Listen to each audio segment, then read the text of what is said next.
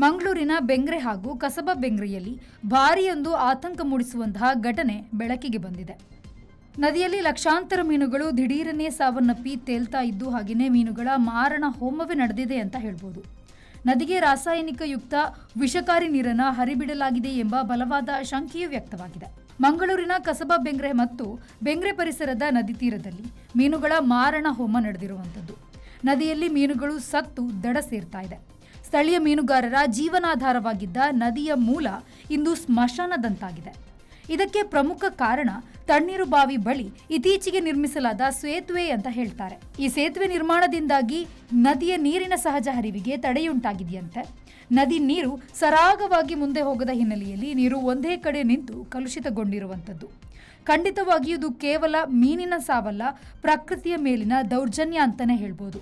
ಜೀವನಾಧಾರವನ್ನೇ ನಂಬಿಕೊಂಡಿದ್ದ ಮೀನುಗಾರರು ಈಗ ತುತ್ತು ಅನ್ನಕ್ಕೂ ಪರದಾಡುವ ಸ್ಥಿತಿ ನಿರ್ಮಾಣವಾಗಿರುವಂಥದ್ದು. ಸಂಬಂಧಪಟ್ಟ ಅಧಿಕಾರಿಗಳು ಇತ್ತ ಗಮನವನ್ನು ಹರಿಸಿ ನೀರಿನ ಸ್ಯಾಂಪಲ್ ಪಡೆದು ಒಂದು ಸೂಕ್ತ ತನಿಖೆಯನ್ನು ನಡೆಸಿದ್ರೆ ತುಂಬ ಒಳ್ಳೆಯದಿತ್ತು. ತಪ್ಪಿತಸ್ಥ ಕಂಪನಿಗಳ ವಿರುದ್ಧ ಕ್ರಮವನ್ನು ಕೂಡ ಕೈಗೊಳ್ಳಬೇಕು ಅನ್ನುವಂಥದ್ದು ಸಾರ್ವಜನಿಕರ ಒತ್ತಾಯ ಕೂಡ ಹೌದು. Bureau report, V news, Mangaluru.